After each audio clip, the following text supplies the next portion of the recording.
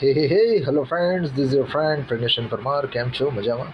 વેલ, મોસમ की जानकारी તમને વરસાદની જાણકારી આપી દઉં.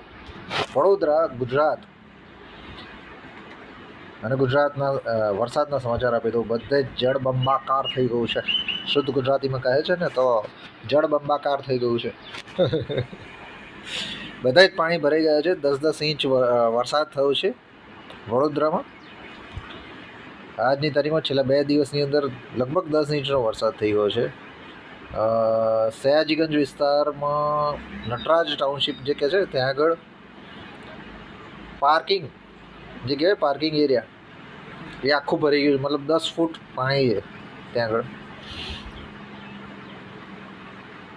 એવું ઘણી બધી જગ્યાએ પાણી ભરી ચૂક્યા છે. સો વેલકમ વરસાદને ભાઈ, વેલકમ ટુ વડોદરા.